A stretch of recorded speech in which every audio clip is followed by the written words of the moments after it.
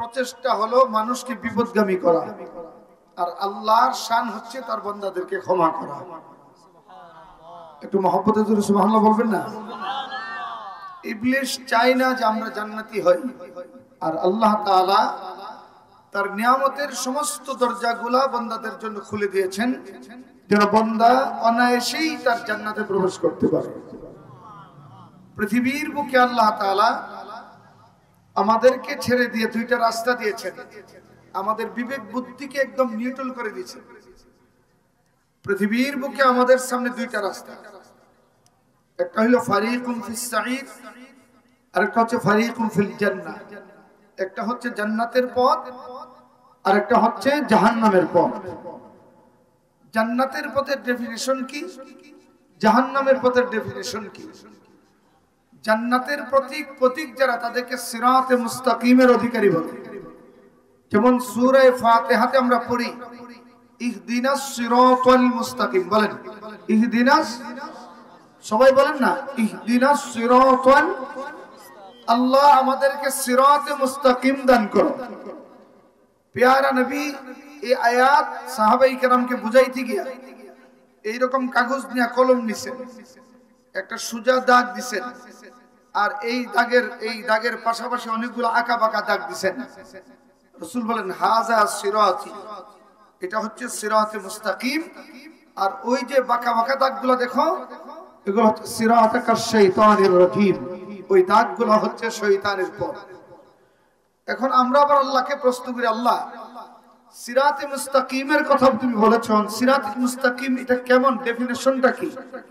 এর পরের আয়াতে আবার আল্লাহর কাছে আমরা বলি সিরাতাল্লাযীনা আন'আমতা আলাইহিম, আল্লাহ ওই পথ আমাদেরকে দান করো যেই পথ তুমি দয়া করে মায়া করে নিয়ামত প্রাপ্ত বান্দাদেরকে দান করছো। একটু মহব্বত জোরে বলেন না সুবহানাল্লাহ। আমাদের মুমিনদের প্রত্যাশা সিরাতে মুস্তাকিম, আমরা সিরাতে মুস্তাকিম চাই। সিরাতে মুস্তাকিম কি? যেই পথ আল্লাহ নিয়ামত প্রাপ্তদেরকে দান করছেন। নিয়ামত প্রাপ্ত বান্দার শ্রেণী হচ্ছে চার শ্রেণী। আল্লাহ পাক যাদেরকে নিয়ামত প্রাপ্ত বানিয়েছেন তারা কয় শ্রেণী? একটু জোরে মহব্বত বলেন। নাম্বার 1 মা'আন নবিয়্যিন, এক নম্বর হচ্ছে সমস্ত নবীরা, সুবহানাল্লাহ বলবেন না? এক নম্বর হচ্ছে সমস্ত, তারপরে ওয়াসসিদ্দিকিন, দুই নম্বর হচ্ছে সমস্ত সিদ্দিকরা, তিন নম্বর ওয়াসশুহাদা, সমস্ত শহীদগণ, পঞ্চম নম্বর ওয়াসসালিহিন, নেক আমলকারীগণ। তাইলে সিরাতে মুস্তাকিমের উপর প্রতিষ্ঠিত শ্রেণীর মানুষ, বলেন কয় শ্রেণী? এক নবী, বলেন এক, জোরে কোন এক, দুই সিদ্দিক, বলেন দুই, তিন শহীদ, তিন হচ্ছে নেককার আল্লাহওয়ালা। মুফাসসিরিনে কেরাম বলেন কিয়ামতের ময়দানে এই চার শ্রেণীর মানুষকে আল্লাহ বিনা হিসাবে জান্নাত দান করবে। একটু মহব্বতে জোরে বলেন না সুবহানাল্লাহ। যে এই চার শ্রেণীর মানুষকে আল্লাহ পাক কিয়ামতের ময়দানে বিনা হিসাবে জান্নাত দিবেন। মুহতারাম হাজিরিন, কিয়ামতের ময়দানে আল্লাহ পাক নবীদের একটা কাতার সোজা করে দাঁড় করাবেন। একটা কাতার হবে, একটা লাইন হবে নবীদের। এই কাতারের মধ্যে পৃথিবীর সমস্ত নবীরা থাকবে, আর সাদারতার আমিরের পতাকা থাকবে মুহাম্মদুর রাসূলুল্লাহ সাল্লাল্লাহু আলাইহি ওয়াসাল্লামের হাতে। আল্লাহ পাক কিয়ামতের ময়দানে সিদ্দিকদের একটা কাতার সোজা করে দাঁড় করাবেন। এই কাতারের সাদারতার আমিরের পতাকা থাকবে সিদ্দিক আকবর সাইয়্যিদনা আবু বকর রাদিয়াল্লাহু তাআলা আনহুর হাতে। আল্লাহ তাআলা কিয়ামতের ময়দানে শহীদদের একটা লাইন দাঁড় করাবেন, আর এই লাইনের পতাকা থাকবে হযরত আমির হামজা রাদিয়াল্লাহু তাআলা আনহুর হাতে।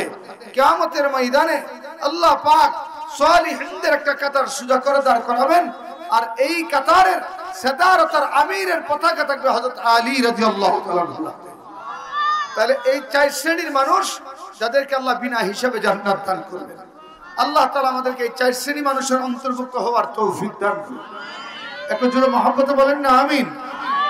দেখেন, আমরা জন্ম হইছি, জন্ম হওয়ার আগে প্রত্যেকটা মানুষ পৃথিবীতে আসার আগেই মানুষটার মৃত্যু আল্লাহ অবধারিত করে দিয়েছেন। পৃথিবীর বুকে যত মানুষ আছে, যত ইজম আছে, যত জাত আছে, যত গোষ্ঠী আছে, যত ধর্মাবলম্বী আছে, যত রাষ্ট্রের মানুষ আছে, যত শ্বেতাঙ্গ বলেন, কৃষ্ণাঙ্গ বলেন, আপনার ধনী বলেন, গরিব বলেন, বুড়া বলেন, জওয়ান বলেন, খ্রিস্টান বলেন, বুদ্ধ বলেন, ইহুদি বলেন, নাসারা বলেন, আস্তিক বলেন, নাস্তিক বলেন, বেঈমান কাফির বলেন, হিন্দু বলেন, মুসলমান বলেন, সবাই এক জায়গায় আমরা ঐক্যমত, একদিন পৃথিবীর জমিন থেকে আমাদেরকে বিদায় হতে হবে। দেখেন, আল্লাহ নিয়ে ইখতিলাফ আছে, নবীকে মানা নিয়ে ইখতিলাফ আছে। একদল আল্লাহকে মানে, একদল মানে না, একদল নবী মানে, একদল নবী মানে না, একদল মুসলমান, একদল বেঈমান, কিন্তু একটি জায়গার উপরে সবাই ঐক্যমত যে পৃথিবীতে থাকার জায়গা, কথা বলেন, পৃথিবীটা থাকার জায়গা, পৃথিবীতে থাকতে পারবে না, এটা সবাই মানে, এটা সবাই মানে। আমরা যখন এই পৃথিবীতে আমাদের এই চলার পথে যখন কোনো আপনজন মারা যায়, আপনজনের জন্য খুব মায়া কান্না হয়, আমরা কষ্ট করি, আমরা কান্নাকারি করি, একটি বিষয় মাথার মধ্যে থেকে কষ্ট করি, কাঁদি, ব্যথা লাগে, যাই হোক এই মানুষটাকে তাড়াতাড়ি বিদায়ের ব্যবস্থা করি। কথা বলেন ঠিক কিনা? কোন মানুষ যদি মারা যায়, এই মানুষটাকে আমরা ফেলে রাখি না, বিদায়ের ব্যবস্থা করি। বাবা মারা গেছে, একটু কান্নাকাটি করি, বিদায়ের পথ তৈরি করি। মা মারা গেছে, একটু কান্নাকাটি করে তারে বিদায়ের পথ তৈরি করি। আপন সন্তান মারা গেছে, তারেও আমরা নিজের ঘরে রাখি না। স্ত্রী মারা গেছে, তাকেও বিদায় করি। কিভাবে বিদায় করি? খুব দ্রুত, তাড়াতাড়ি বিদায় করো, যত তাড়াতাড়ি সম্ভব জানাজার নামাজের ব্যবস্থা করো, মসজিদের খাইটার ব্যবস্থা করো, তাড়াতাড়ি জানাজার নামাজের টাইম নির্ধারণ করো, আপনজন যারা আছে তাদেরকে ফোন করো। আমরা যখন ছোট ছিলাম তখন দেখছি যে কোনো লাশ যদি সঙ্গত কোনো কারণে একটু দেরি করতে হইতো, হয়তো আপনার ওই যে চা পাতা কিংবা বরফ দিত। এখন তো ডিপ ফ্রিজ আছে, যে ফ্রিজ অ্যাম্বুলেন্স আছে, এগুলো ঢুকায়। এর কারণটা কি? লাশটা পচে যাবে, দুর্গন্ধ হয়ে যাবে। এই লাশটা থাকলেই সমাজ দূষিত হবে, তাড়াতাড়ি বিদায়ের ব্যবস্থা করো। এই মানুষটা যদি নেককার হয় তখন তার দিলটা দুর্বল হয়ে যায়। মানুষটাকে কবরে দেওয়ার সাথে সাথেই আল্লাহ তার সাথে সদাচরণ শুরু করে দেন। একটু মহব্বতের জোরে বলেন না সুবহানাল্লাহ। আল্লাহ তার সঙ্গে সদাচরণ শুরু করে দেন। কি আল্লাহ বলেন? ইয়া আইয়াতুহান নাফসুল মুতমাইন্না, ও আমার ফরমাবরদার নফসের মালিক, ইরজিই ইলা রাব্বিক, তোমার আপনজন তোমাকে দূর করে তাড়ায় দিছে, তুমি পচে যাবা, তোমার থেকে দুর্গন্ধ ছড়াবে, সমাজ দূষিত হবে না। তুমি মৃত্যুবরণ করছো মানে দুর্গন্ধ হয়ে তোমার অস্তিত্ব নিশ্চিহ্ন হয়ে যাবে, এমনটা না। ইরজিই ইলা রাব্বিক, তুমি মৃত্যুবরণ করছো মানে আমি রবের দিকে প্রত্যাবর্তন করেছো। আল্লাহ ওয়ালারা মারা যাও মানে আল্লাহর কাছে যাও। সুবহানাল্লাহ বলবেন না? বলেন, আল্লাহ ওয়ালারা মারা যাও মানে আল্লাহর দিকে প্রত্যাবর্তিত হয়ে যাও। আল্লাহ বলেন, ইরজিই ইলা রাব্বিকি রাদিয়াতাম মারদিয়া, তুমি পৃথিবীতে যেইভাবে আমাকে রাজি খুশি করেছো, আমি আল্লাহ আজকে তোমার প্রতি রাজি হয়ে গেলাম। ফাদখুলি ফি ইবাদি, আমার আবেদ বান্দাদের কাতারে দাঁড়াও, শামিল হও।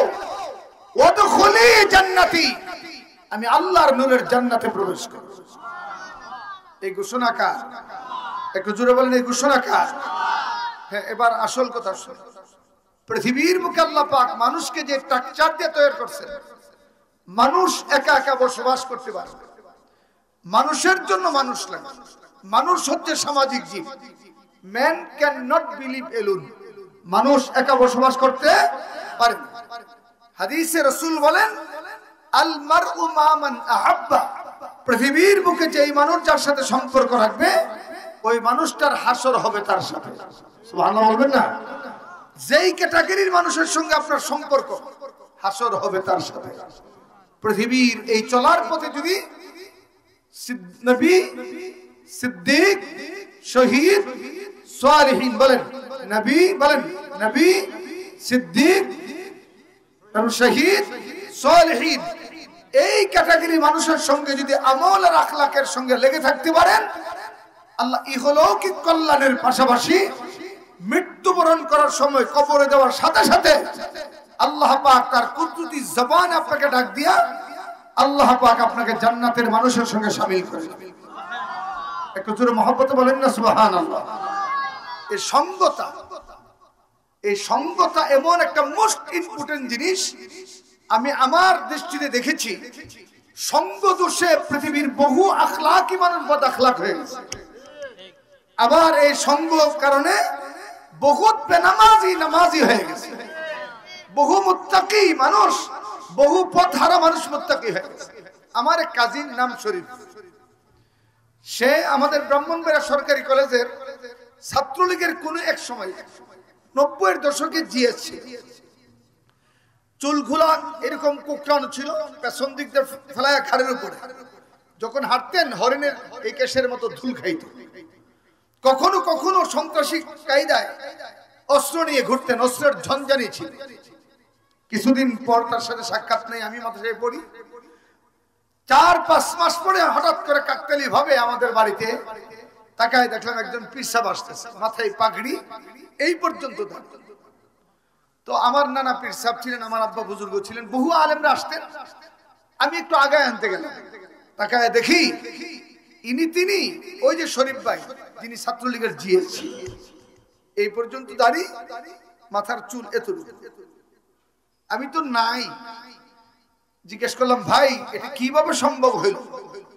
আরে ভাই কইও না, আমার এক সাথী তবলিগে গেছিল, সে আইসা আমাকে তশকিল কইরা তবলিগে নিয়েছিল। এই যে গত করল মাত্র 3 চিল্লা দিয়ে আসলাম, গত করল মাত্র 3 চিল্লা দিয়ে আসছি, আইসাই ভাবলাম যে একটু নানার সাথে সাক্ষাৎ করব। এই যে সঙ্গতা মানুষকে কোত্থেকে কই নিয়ে গেছে। আবার এমন বহু মানুষ আমি দেখছি নামাজ পড়তো, ইউনিভার্সিটিতে গেছে, ওদের টানুন নাড়ির লোকে সম্পর্ক হয়েছে, এখন নামাজ তো পড়ে না, এটা পরের কথা, আল্লাহই মানে না। এরকম আছে না? যেরকম আসেনি? তাইলে প্রত্যেকটা মানুষের জীবনের সঙ্গ হচ্ছে একটা মোস্ট ইম্পর্টেন্ট বিষয়। আপনাকে সিদ্ধান্ত গ্রহণ করতে হবে যে এই পৃথিবীর বুকে আপনি যে সম্পর্ক করবেন, কোন মানুষের সাথে আপনি সম্পর্ক করবেন। আল্লাহ তাআলা আপনি আমাকে বলে দিয়েছেন সিরাতাল্লাযীনা আন'আমতা আলাইহিম, ওই সিরাত, যে সিরাত নিয়ামতপ্রাপ্ত বান্দাদেরকে দেওয়া হয়েছে। তার মানে কি? ওই মানুষের সঙ্গে আমাদের সঙ্গ দরকার, যাদের সাথে সঙ্গ লাভ করলে আল্লাহর পরিচয় পাওয়া যায়। একটা ছোট্ট ঘটনা, সম্ভবত হাকিম আখতার সাহেব রাহমাতুল্লাহি আলাইহি, মুজাদ্দিদ মিল্লাত আশরাফ আলী থানভী রাহমাতুল্লাহ আলাইহির আজল্লে খলিফা, মারিফে মসলুবী নামক একটা কিতাব তিনি লিখছেন। বহু বহু আত্মার খোরাকের উপর তিনি কিতাব লিখছেন। তিনি লেখেন জগৎ শ্রেষ্ঠ ওলি হযরত বাইজিদ বুস্তামি রাহমাতুল্লাহি আলাইহি, তিনি রাস্তায় চলতে চলতে হঠাৎ করে তাকায়া দেখেন একটি বিশাল বড় বৃক্ষের ছায়াতলে একটা যুবক মদ খায়া বেহুশ হয়ে পড়ে রয়েছে। এমন দৃশ্য আমাদের দেশে এখনো অহরহ। বিশেষ করে আমি 20 মাস জেলে ছিলাম, এই যে হেফাজতের মামলায় আমি জেলে ছিলাম। জেলে তো গিয়ে আমার চোখ খুলে গেছে। এলিট শ্রেণী মানুষের সন্তানরা পর্যন্ত ডাকতে ইয়াবা বড়ি, যে গাঁজা, মদ, জুয়া, এগুলা খাই একদম নেশাগ্রস্ত হয়ে গেছে। আল্লাহ ওয়ালাদের একটা থিওরি, পাপ যেই করো পাপিষ্টকে ঘৃণা করে না, পাপটাকে ঘৃণা করে। আল্লাহ ওয়ালাদের আখলাক কি? পাপিষ্টকে ঘৃণা করে না, পাপকে ঘৃণা করে। যেমন আমি আপনাদেরকে বলি, আমরা গুনাহ করি কিনা? আরে ভাই কথা বলেন না। করি না মানে কি? কদমে কদমে তো গুনাহ করি। আল্লাহ যদি কদমে কদমে গুনার প্রতিদান দিতেন, বদলা নিতেন, আমরা কদম ফেলতে পারতাম। বরং আল্লাহ পাকের শান কি যে বান্দা গুনাহ করবে তার ফিরে আসার অপেক্ষা থাকে। একটু জোরে সুবহানাল্লাহ বলবেন না? যে এতটুকু সারা জীবনের গুনাহ মালিক একবার ডাকের বিনিময়ে মাফ করে দেন। একটু মহব্বতে সুবহানাল্লাহ বলবেন না? যে সারা জীবনের অপরাধটা একবার ডাকের বিনিময়ে আল্লাহ মাফ করে দেন। ওই আল্লাহর ওলি এই যুবকটারে দেখে খুব মায়া লাগছে। আরে এটা তো কোনো মায়ের, এটা তো কোনো মায়ের সন্তান। এইভাবে পথহারা বুঝে না, সময়টা বুঝে নাই, সে তার মূল্য বুঝে নাই, তার কিমত বুঝে নাই, শয়তানের প্ররোচনায় গুনাহ করছে আর কি। বেহুশ, নাক মুখ দা ফেনা বের হইতেছে। আল্লাহর ওলি নিজে বালতি নিয়ে পানি আইনা তার মুখগুলা পরিষ্কার করে, ময়লাগুলো পরিষ্কার করে না, এই যে চোখে মুখে এরকম পানি ছিটাইয়া মাথায় পানি দিয়া তার শুশ্রূষা করে সুস্থ করবে। সুবহানাল্লাহ বলবেন না?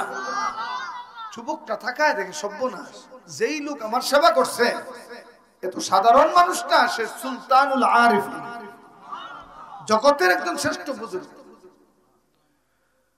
যুবক চোখটা পানি ছেড়ে ডাকতে বলেন, ওগো আল্লাহর ওলি, আমি নেশা করি, আমি পথ হারা, আমাকে আমার মা পর্যন্ত ঘৃণা করে, আমার বন্ধু বান্ধবরা আমাকে দেখতে পারে না, সমাজের মানুষ দূর দূর করে তাড়ায়া দেয়, আমি নেশাগ্রস্ত হয়ে পড়ে থাকি, আপনজনরা পর্যন্ত আমাকে দেখলে ঘৃণা করে পাশ কাটায়া চলে যায়। সেখানে আপনার মতো একজন বুজুর্গ আমার নাপাকি গুলা দূর করে কেন আমাকে সুস্থ করে তুললেন। আল্লাহর ওলি ডাক দিয়ে বলেন, ওরে যুবক, তুমি গাঁজা খাও, মদ খাও, তথাপিও তো তোমাকে আল্লাহ পয়দা করেছেন তোমার গুনার জন্য না, আল্লাহ যে তোমাকে বানাইছে তার জন্য তোমাকে সেবা করেছি। যুবক ডাক দিয়ে বলে, হুজুর আমি বুঝতে পেরেছি, এতদিন পর্যন্ত গাঁজা নেশার মধ্যে মুবতালা ছিলাম, এটা আমার জন্য আত্মঘাতী সিদ্ধান্ত ছিল, এটা আমার চরম অন্যায় হয়েছে। আপনি বাহ্যিক হাত দিয়া আমার নাপাকিগুলো দূর করে দিয়েছেন, এবার আপনারা হাতটা বাড়ান, আমি চাই আপনার হাতে বায়াত হয়ে জীবনের জন্য তওবা করব। আল্লাহর ওলি বাইজিদ বুস্তামি হাতটা বাড়ায় দিলেন, যুবককে তওবা করাইলেন। তওবা করানোর সঙ্গে সঙ্গে যুবকটার যখন বিদায় করবেন, ইত্তফসরে আকাশ থেকে গায়েবী আওয়াজ আল্লাহ ডাক দিয়ে বললেন, ওগো বাইজিদ বুস্তামি, তুমি এই যুবকের বাহ্যিক নাপাকিগুলা পানি দিয়া দূর করে দিয়েছো, আর তোমার হাতে হাত রাখার কারণে, তোমার কাছে তওবা করার কারণে আমি আল্লাহ এই মুহূর্তে যুবকের জীবনের গুনাহগুলা maaf করে দিলাম। আমি আল্লাহ তার সারা জীবনের গুনাহ নিমিষেই দূর করে দিয়েছি।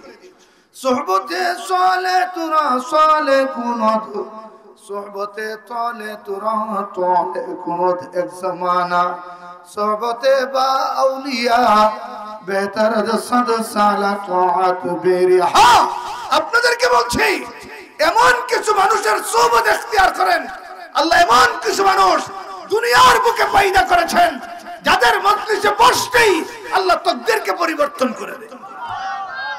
नगाह है मर्द मोमिन से बदल जाती है तकदीर, আর তাকদীর লা ইয়ারদ্দু, তাকদীর যেটা আল্লাহ নির্ধারণ করেছে এটা পরিবর্তন হয় না। কিন্তু এমন কিছু নজর আল্লাহ পৃথিবীর বুকে এমন কিছু মানুষ দিয়েছেন যাদের তালিমে তরবিয়তে, যাদের হুকুমে আল্লাহ পাক বান্দার কপালকে পরিবর্তন করে দেয়। একটু জোরে মহব্বতে সুবহানাল্লাহ বলবেন না?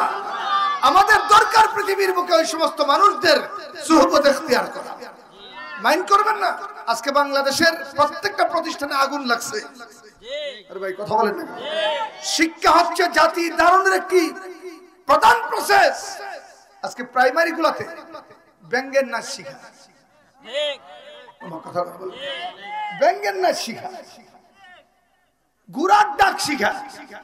আজকে ইউটিউবে দেখাইছে আমাকে একজনে যে যুবতী মেয়েদেরকে দান লাগানোর জন্য রাস্তায় খেতে নামাইছে। যুবতী মেয়েদেরকে, নাইনে পড়ে মেয়েরা এই যে খেতে কাদাযুক্ত খেতে ঢুকা দান লাগাইছে, মেয়েদের বুক থেকে উড়নে সরাইয়া এরকম কোমর ধরে তাদের ব্যঙ্গের নাচ শিখাচ্ছে। এগুলো আমাদের জন্য শনি সংকেত। একদল চায় আমার এই সোনার বাংলাদেশ থেকে ইসলামী তাজিব তামাদ্দুন হয়ে যাক, ইসলামী চেতনাধারী যুবক যেন পয়দা হতে না পারে।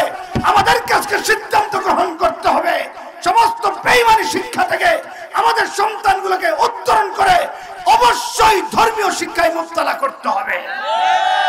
এছাড়া আগামী প্রজন্মকে বাঁচানোর কোনো সুযোগ নেই, কোনো পথ নাই। মাইন্ড করবেন না? আমরা জেল থেকে বের হয়ে দেখি যে বইয়ের মধ্যে লেখা রাখছে বিবর্তনবাদ। নাউজুবিল্লাহ বলবেন? বিবর্তনবাদ কি বুঝেন? বিবর্তনবাদের প্রণয়নকারী নাম হচ্ছে ডারউইন। কি নাম বলেন? আরে ভাই কথা বলেন না কেন? ডারউইন যে পৃথিবীর ইতিহাসে প্রথম বলেছিল দেয়ার আর গড ইজ নট, আল্লাহ বলতে কেউ নেই। নাস্তিকতার বীজ বপনকারীর প্রধান শয়তান ডারউইনের থিওরি খুঁজে দেখি মানুষের বিবর্তনের ইতিহাস, এর মধ্যে লেখছে কি জানেন? মানুষ নাকি বানর থেকে হয়েছে। একটু আসতে কর না, একটু আসতে কর। আচ্ছা বলেন তো আমাদের সবার আদি পিতা কে বলেন তো? জুড়ে কোন আমাদের আদি পিতা কে? আর নাস্তিকদের আদি পিতা হইল বানর। কথা কোন ঠিক কিনা?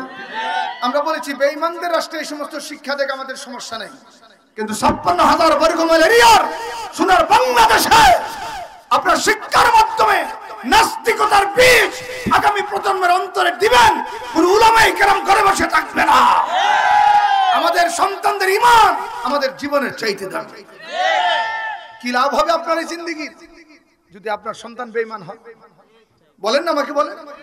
আপনার সন্তানকে যদি এমন শিক্ষা দেন যে শিক্ষার মাধ্যমে আপনার সন্তান মালিককে বলে যায়, আসল মালিককে বলে যায়, দুনিয়ার নাফরমানদের শিক্ষা, ডারউইনের শিক্ষা, পত্তলিকদের শিক্ষা, মাদ্রাসায় আলিয়া মাদ্রাসার পাঠ্য সূচিতে আপনার শুধু মন্দির আর মন্দিরের সুবিধা ভরপুর করে দিচ্ছে। এগুলা কাদেরকে খুশি করার জন্য? আমরা গভর্নমেন্ট থেকে, প্রশাসন থেকে সবাইকে হুঁশিয়ার করে বলি, আমাদের শিক্ষার উপর যদি কোন জোর দেয় কোন বেঈমান, ওই চক্ষু আমরা উপড়িয়ে ফেলবো। কেন? কেন? এই শিক্ষা হচ্ছে আমাদের বেঁচে থাকার অবলম্বন। আল্লাহ তাআলা আমাদের নবীকে শিক্ষা, কোরআনের শিক্ষা দিয়েই জাতিকে পথ প্রদর্শন করার ব্যবস্থা করে দিয়েছে। কথা বলেন না, ঠিক কিনা? আচ্ছা ব্যঙ্গের নাচ এগুলা কি স্কুলে শেখানোর জিনিস? বলেন আমাকে। মেয়েদেরকে, উপযুক্ত মেয়েদেরকে আপনি জমিনে কেন লাগাইবেন? মানে বুঝাইতেছে কি জানেন? পুরুষ শাখাত লাগাবি, তোরা বসে থাকবি কে? তোরা লাগা। পুরুষে নারী সমান সমান। আর কোরআন বলছে পুরুষ থেকে নারীর মর্যাদা আল্লাহর কাছে অনেক বেশি। আল্লাহ দিছে মর্যাদা বেশি। পুরুষের কাজ আলাদা হবে, নারীদের কাজ ভিন্ন হবে। এই থিওরির কারণেই যে সমস্ত ছোট্ট ছোট্ট শিশুদের কল্পনাতে জেনা আসার কথা ছিল না, আজকে ওয়ানের মেয়েরা পর্যন্ত ধর্ষিত হয় এই সমস্ত কুশিক্ষার কারণে। আর মোবাইল তো ভাই সব জগৎটা শেষ করে দিচ্ছে। আমার কথা বলেন না কেন? বিশেষ করে বিদেশি বেরিয়েটি পাগল হয়ে গেছে। আপনার মনে কষ্ট পাচ্ছেন আমার কথা? জাতি বাঁচাতে হবে আমাদেরকে। এগুলো কুলক্ষণ, এগুলো সমাজের জন্য অত্যন্ত অশনি সংকেত। এখনো যদি তোমরা কোরআনের শিক্ষার প্রবর্তনে যদি নিজেদেরকে তৈরি করতে না পারো, আল্লাহর কসম আগামী প্রজন্ম বাঁচবে না। আগামী প্রজন্ম বাঁচবে না। বাংলাদেশে যত নাস্তিক আমি নাম বলি দেখবেন সবগুলো মুসলমানের সন্তানের নাম। ইমরান কি হিন্দুর নাম না মুসলমানের নাম? বলেন না কেন? আসাদ নূর, হুজুর কত সুন্দর না নামটা? আসাদ নূর কত সুন্দর নাম। সেও তো কোনো মুসলমানের সন্তান ছিল। এখন তো আল্লাহ নাই। একটু জোরে বলেন না, জোরে বলেন না নাউজুবিল্লাহ। এগুলা এই কুশিক্ষা আর কুসঙ্গের কারণে হয়েছে। আমাদের আগামী প্রজন্ম বাঁচাতে, আমাদের এই দেশে ধর্মীয় সক্রিয়তাকে অক্ষুণ্ণ রাখতে অবশ্যই ধর্মীয় শিক্ষার কোনো বিকল্প হতে পারে না। রাজি আছেন তো সবাই? রাজি আছেন তো ইনশাআল্লাহ? প্রথমত আমরা আল্লাহ ওয়ালার সঙ্গ লাভ করব। এটা আমার কথা না, আল্লাহ কোরআনে বলেছে ইয়া আইয়ুহাল্লাযীনা আমানুত্তাকুল্লাহ ওয়া কুনু মা'আস সাদিকিন। ওয়া কুনু মা'আস সাদিকিন। এই ইমানদাররা, আমি আল্লাহকে ভয় করো, পাশাপাশি সাদিকিন যারা, আমি আল্লাহকে যারা চিনে তাদের সঙ্গ লাভ করো। কাদের সঙ্গে চলবেন? যারা সাদিক। কাদের সঙ্গে চলবেন? যারা নবী। কাদের সঙ্গে চলবেন? যারা শহীদ। কাদের সঙ্গে চলবেন? যারা আল্লাহ ওয়ালা। পঞ্চম আর কোন কাতার আমাদের জন্য নাই। আমাদের শ্রেণী হচ্ছে 4টা। বলেন মুমিনের শ্রেণী কয়টা?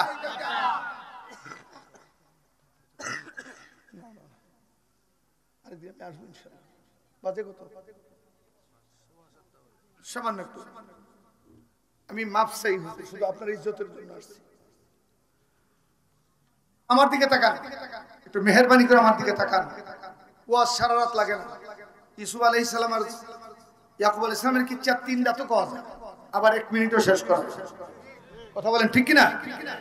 একবার স্যার জিজ্ঞা করে ইউসুফ নবীর ঘটনা কত, তো এক বাপ তার পোলারে হারাইছে, কয়েকদিন পরে পাইছে। এটাই ইয়াকুব আলাইহিস সালাম ইউসুফ আলাইহিস সালামের কিচ্ছা। কিন্তু মূলত হলো ওমা ইয়াকিলুহা ইল্লাল আলিমুন। এই কথাগুলো অনুধাবন করবে কারা, বুঝবে কারা? অন্তত যাদের অন্তরে এলেমের নূর আছে। সুবহানাল্লাহ জোরে বলবেন না? শুধু মাদ্রাসায় পড়লেই এলেম আসে না। কিছু বুজুর্গদের বৈঠকের মাধ্যমেও আল্লাহ সিনার মধ্যে ইলম দান করে। একটু জোরে মহব্বতে সুবহানাল্লাহ বলবেন না? এই যে দেখেন মুস্তাকুন নবী সাহেব জাতিকে যে বার্তা দিচ্ছে, আল্লামা মুস্তাকুন নবী সাহেব জাতিকে যে বার্তা দিচ্ছেন, এই বার্তার উপর যদি এই রাষ্ট্র আসতে পারে, প্রত্যেকটা ঘরে ঘরে শান্তি আর সুশৃঙ্খলতা ঢুকবে, পুলিশের কোনো প্রয়োজন হবে। আমরা তো গ্রেফতার হয়ে দেখছি, এগুলো শব্দ বলার সময় নাই, যে পুলিশ তো রক্ষক বক্ষকের মতো, যে পুলিশ তো রক্ষকই বক্ষকের মতো। আমাদেরকে যে সমস্ত মামলায় গ্রেফতার করা হয়েছিল, রিমান্ডে বারবার রিমান্ডে আনা নেওয়া করা হইতো, আমাদেরকে জিজ্ঞাসাবাদ করা হইতো। আমরা বলছি আচ্ছা স্যার বলেন তো দেখি, আপনি যে জিজ্ঞাসা করেন, আপনারা ইনভেস্টিগেশন করছেন, আমরা তো ওখানে ছিলামই না, ঘটনা জানবো কেমনে? শেষে টিকতে না পারে, স্যার হুজুর উপরের চাপ। একজন পুলিশ অফিসার এক হুজুর মন্ডা সা পুলিশের চাকরি সাইডা বিদেশ জায়গা মিথ্যা লিখতে হুজুর বল যারা পাথরের মতো শক্ত হয়ে গেছে। এরকম সত্য না মিথ্যা জোরে কর? এরকম আছে না জোরে কর? আসেনি? বহু সুরেরা রাস্তায় ঘুরে, বহু ডাকাতেরা রাস্তায় ঘুরে, টেন্ডারবাজরা রাস্তায় ঘুরে, আর আলেমরা জেলখানায় পড়ে থাকে। এই রাষ্ট্রে উন্নত কেমনে সাধন হইব বলেন না? পেঁয়াজের দাম মাত্র 200 টাকা নাকি শুনলাম আজকে, 250 গেছে, আরো 20 টাকা বাড়ছে। আগের দিন 100, সকালে দেখুন 150, বিকালে বাজারে যাইতে 180, আজকে 120। কত 20? ও 220 গেছে। আগামীকাল বাড়তেও পারে কমতেও পারে। এটা কি জানেন? লাগামহীনতার একটা বহিঃপ্রকাশ। আবার তো আপনাদের এলাকা, আপনাদের দেশে মনে নির্বাচনও শুরু হয়েছে নাকি? এগুলো সব তামাশা, এগুলো সব মানুষের ভাগ্য কিনা চিনিমিনি খেলা। আল্লাহর জাতের কসম করে বলি, দেখেন এখানে আওয়ামী লীগ বিএনপি বলে কথা না। যতদিন পর্যন্ত রাষ্ট্রে কোরআনের অনুশাসন না আসবে, ততদিন ভাগ্যে শান্তি জুটে নাই, জুটবেও না। কথা বলেন ঠিক কিনা জোরে কান? ওই দিন ওনাদের গ্রামে কইছে যে মোল্লা ওমরদের খুব দোষ আছে, তালেবানদের খুব দোষ আছে। এই তালেবানরা গোটা দুনিয়াকে চমকায় দিছে। আল্লাহু আকবার বলবেন না? তালেবানরা গোটা দুনিয়াকে চমকায় দিয়েছে। পৃথিবীর পরাশক্তি আমেরিকাকে কুত্তার মতো লেজ গুটায়া ভাগতে করেছে। আজকে তালেবানদের আখুন্দ যাই বলেছেন, আমির বলেছেন যে আপনারা আমাদেরকে সাহায্য করার দরকার নাই, আমরা যে একটা রাষ্ট্র, শুধু এই রাষ্ট্রের স্বীকৃতি দেন। মাত্র 2 বছরের ব্যবধানে তালেবান হয়ে গেছে, তালেবানদের মুদ্রা হয়ে গেছে পৃথিবীর শ্রেষ্ঠ মুদ্রা। এবং তারা যে রেস্টিং কার্ড তৈরি করছে, গোটা দুনিয়াকে তাক লাগাই দিছে। এবং ওই দেশে এখন গ্যাস উত্তোলিত হইতেছে, স্বর্ণ পাইছে, হীরা পাইছে। আল্লাহ তাআলা তাদের রাষ্ট্রকে আমান আর আজাদির দ্বারা আল্লাহ পাক ভরপুর কামিয়াবি দান করছেন। মনে রাখবেন, পৃথিবীর অত্যাধুনিক উন্নয়নের মাধ্যমে রাষ্ট্র উন্নয়নশীল হয় না, রাষ্ট্রে শান্তি আসে না। শান্তি দেওয়ার মালিক কে? একটু জোরে বলেন না, রাষ্ট্র শান্তি দেওয়ার মালিক কে? খোদার কসম, যতদিন পর্যন্ত নিজ থেকে আখলাকি মানুষগুলা, এই মানুষগুলার চরিত্র বিবর্তন না হবে কোরআনের অনুশাসনের মাধ্যমে, আমার আগামী প্রজন্ম থেকে এই প্রজন্মের যুবকরা যতদিন পর্যন্ত কোরআনের কাছে না আসবে, ততদিন রাষ্ট্রের চরিত্র কোনোদিন পরিবর্তন হবে না। দেখেন, এই যে রাষ্ট্রের এই দায়িত্ব যে একটা আমানত, এই বুঝার জ্ঞান তো নেতাদের থাকতে হবে। আমার কথা বলেন না ভাই? এই যে আপনি যে মেম্বার হয়েছেন, আপনি যে চেয়ারম্যান হয়েছেন, আপনি যে এমপি হয়েছেন, উপজেলা চেয়ারম্যান হয়েছেন, এই যে সম্পদ যে আহে, এগুলো যে আপনার না, আপনার আমানত, এই বুঝার জ্ঞান তো আপনার থাকতে হবে। না বুঝছেই তো এই যে করোনার সময় তেল পর্যন্ত চুরি করছে, দেখছেন যে খাটের নিচে, নেতার খাটের নিচে তেল পাওয়া গেছে। সত্য না মিথ্যা বলেন? এগুলোকে আমি বানায় বলছি নাকি? সবগুলা সত্য। কেন? এই আমানতদারি, এই ধ্যানতদারি, এই যে আল্লাহ তাআলা যে আমাদেরকে একটা আমানতদারি জিন্দেগি দান করছে, আমাদেরকে আল্লাহর কাছে যে জবাবদিহিতা করতে হবে। কুল্লুকুম রাঈন ওয়া কুল্লুকুম মাসউলুনা আন রায়াতিহি। আমাদের প্রত্যেকের দায়িত্বের ব্যাপারে যে কিয়ামতের ময়দানে আল্লাহ জিজ্ঞাসাবাদ করবেন, এবং আমরা যে আল্লাহর আদালতে দাঁড়াইতে হবে, এই চিন্তা আমাদের মাথায় ঢুকে নাই, এই চিন্তার কল্পনা কোনোদিন করে নাই। এই জন্য যা আসে সব পকেটে ঢুকে। আমাদের বাংলাদেশের একজন বড় মুফাসসিরে কোরআন ছিল, আমাদের ব্রাহ্মণবাড়িয়ার, নাম আল্লামা জুবাইর আহমদ আনসারী। নাম শুনছেননি নাকি? আরে ভাই কথা বলেন, নাম শুনছেননি? তো হুজুরে একটা গল্প করতো, কথা বুঝতেছেন সবাই? এতিমের কিছু মাল আসছে, এই চেয়ারম্যান সবগুলো মাল বক্ষণ করছে। পিএস যে আছে কইছে, স্যার সবজি না খাইয়া কিছু এতিমরে দেওয়ার দরকার আছে না? তখন চেয়ারম্যান জবাব দেয়, রে বেটা আমার নাম কি? অমুক চেয়ারম্যান। আমার আব্বা আছে কোন? তো আমার আব্বা না, তাহলে তো আমি এতিম হই। আমি এতিম হয়ে এতিমের মাল খাইতেছি, তোর অসুবিধা কি? আছে না যেরকম উন্নত রাষ্ট্রে বেগমপাড়া আছে, এটা আপনারা বুঝতেন না। আমি মালয়েশিয়া সফরে গেছি, মালয়েশিয়াতে একাধিকবার আমি আল্লাহ তাআলা আপনাদের দোয়া তাফসীর করে আল্লাহ আমাকে সুযোগ দান করছেন। আমি গেছি গিয়া, এক লোক আমার বলতেছে আসেন ওই এলাকাটা দেখেন, তাকায় দেখি বিশাল বড় এলাকা, বড় বড় বিল্ডিং। হুজুর জানেন নিরিকা, এগুলো বাংলাদেশের বড় বড় নেতাদের বাড়ি। ওই যদি গণেশ যদি উল্টা হয়ে যায়, পিঠা যদি শুরু হয়, ওই বেগমপাড়া থেকে জীবন বাঁচাবে। কথা বলেন ঠিক কিনা যেরকম? এইরকম লাগামহীনতা, রাষ্ট্রের দেউলিয়াপনা, এগুলো আসে একমাত্র আমানতদারি আর নিজের দায়িত্ববোধ না থাকার কারণে। আর এই আমানতদারি, দেয়ানতদারি, এগুলো আসবে আল্লাহ ওয়ালাদের সুহবতের মাধ্যমে। সর্বশেষ কথা, আপনারা বলেন, পেয়ারা নবী যেদিন পৃথিবীতে এসেছেন, যে সমাজে এসেছিলেন, সমাজটা খুব ভালো ছিল, বর্বর ছিল, আইয়ামে জাহিলিয়াত ছিল। নারীদের ইজ্জতের কোনো এক সেকেন্ডের গ্যারান্টি ছিল না। এই সমাজ, ধ্বংসস্তূপ সমাজকে যে বস্তুর মাধ্যমে উত্তোলন করে পৃথিবীর ইতিহাসে সোনালী যুগে রূপান্তরিত করেছেন, এই বস্তুটার নাম হচ্ছে কোরআন। বলেন এই বস্তুর নাম কি?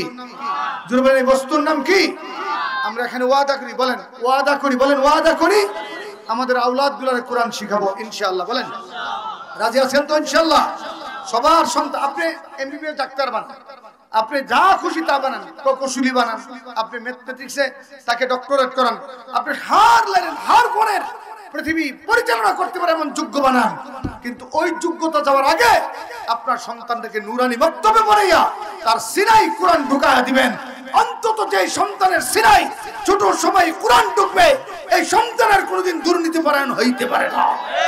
এই সন্তান যা কোনোদিন মা বাবার অবক্ষয় হতে পারে না। মা বাবার নামে এখন বৃদ্ধাশ্রম শুরু হচ্ছে। সর্বশেষ কথা, ওই দিন পত্রিকায় এসছে, মার এক ছেলে কমিশনার, আরেক ছেলে সচিব, মা রাস্তায় রাস্তায় ভিক্ষা করে। ওই দিন পত্রিকায় এসছে, মা ভিক্ষা করে। এই যে বৃদ্ধাশ্রমে গিয়া একজনের ইন্টারভিউ নিচ্ছে, জিজ্ঞাসা করতেছে আপনি কি করতেন? আমি সচিবালয়ে চাকরি করতাম। হাউ পসিবল আপনি সচিবালয়ে চাকরি করেন, আপনার বাড়ি নাই? বাড়ি আছে, মানে 10 তলা বিল্ডিং। 10 তলা বিল্ডিং, তো বেশ 10 তলা বিল্ডিং এ আপনার সন্তানরা আপনাকে একটা রুম দিতে পারলো না? কোনা ওদের বউ, আমাদের ছেলেদের বউরা বলছে যে এই বুন্নিরে ফালার লাগা তোমার কাছে বিয়া বসে। আমাদের রক্তের কামাই টাকার বিল্ডিং বুক দখল করছে তারা, আর আমাদের স্থান হলো বৃদ্ধাশ্রমে। কেন জানেন? এই সন্তানকে দুনিয়ার সব জাগতিক শিক্ষায় শিক্ষিত বানাইছে, কোরআনের শিক্ষার নূর দেয় নাই। কেন? কোরআনের শিক্ষার নূর থাকলেই তো সে মা বাবার জন্য দোয়া করতো, রব্বির হামহুমা। বলেন না, বলেন না, রব্বির হামহুমা। সে তো শিখতো যে মা বাবার কদমের নিচেই তো আমার জান্নাতটা। এটাকে বুকে আগলায় রেখা এই মা বাবার কদর করতো। এখন কদর তো নাই, এই জ্ঞান তো অর্জন করে নাই, যার ফলশ্রুতিতে আমাদের এই প্রজন্ম ধ্বংসের পথে, আগামী প্রজন্ম ধ্বংসের পথে। এই জন্য মুহতারাম ভাইরা আমার, আজকে এই মাহফিল থেকে আমাদেরকে প্রতিজ্ঞাবদ্ধ হতে হবে, আমাদেরকে সিদ্ধান্ত গ্রহণ করতে হবে, অবশ্যই আমাদের সন্তানগুলোকে আমরা কোরআন শিখাবো, আর আমরা কোনো না কোনো আল্লাহওয়ালার সুহবতে থাকবো। রাজি আছেন ইনশাআল্লাহ? আবার সাইন অলির নামে কিন্তু ভণ্ড আছে দেশে। আপনার এলাকার মাজার টাজার আসেনি? বহু ভণ্ড পীরের মাজার আপনার কুমিল্লা বহু আছে, হয়তো এ এলাকায় নাই। আল্লাহ এই এলাকাকে হেফাজত করে, বলেন আমিন। পরিশেষে ফিলিস্তিনের জন্য সবাই দোয়া করবেন। রাজি নাই? সবাই দোয়া করবেন তো? মসজিদে আকসাটা কি শুধু ফিলিস্তিনের না সমস্ত মুসলমানের? এই যুবকরা জুড়ে কয়, এটা কি শুধু ফিলিস্তিনের না সমস্ত মুসলমানের? ইহুদিরা এই মসজিদ দখল করে রাখবে আর মুসলমানের কলিজে আঘাত আসবে না, তা হতে পারে। সবাই নামাজে নামাজে তাদের জন্য দোয়া করবেন, পারলে রোজা রাখবেন, আর আল্লাহর কাছে সুযোগ চাইবেন, আল্লাহ আমাদেরকেও তোমার ঘরের জন্য লড়াই করার সুযোগ দান করো। আল্লাহ তাআলা আজকের এই মাহফিলকে কবুল করুক ইনশাআল্লাহ। হুজুর আমার খুব আপন মানুষ, খুব কাছের মানুষ। ইনশাআল্লাহ সময় করে লম্বা আলোচনা করার জন্য যদি আল্লাহ কোনোদিন সুযোগ দেয় আমি আসবো। আমার জন্য দোয়া করবেন। খাস করে আমি অসুস্থ, খুবই অসুস্থ, 20 মাস জেলে ছিলাম। এই যে হাঁটুর গিরা, এগুলো এখন ব্যথার জন্য হাঁটতেও পারি না ভালো করে। কি কারণে ফেলে রাখছে জানি না। 20টা মামলা, সপ্তাহে 2-3 বার হাজিরা দেওয়া লাগে। আমার সঙ্গে এখনো আল্লামা মামুনুল হক সব জেলে আছে। আমরা আলটিমেট করেছি গভর্নমেন্টকে, নির্বাচনের আগে উলামায়ে কেরামকে মুক্তি দিতে হবে, নতুবা এই দেশে কোনো পাতানো নির্বাচন করতে দেওয়া হবে না। আল্লাহ তাআলা আমাদেরকে মানার বুঝার তৌফিক দান করুক। সুবহানা রাব্বিকা রাব্বিল ইজ্জাতি আম্মা ইয়াসিফুন ওয়া সালামুন আলাল মুরসালিন ওয়ালহামদুলিল্লাহি রাব্বিল আলামিন।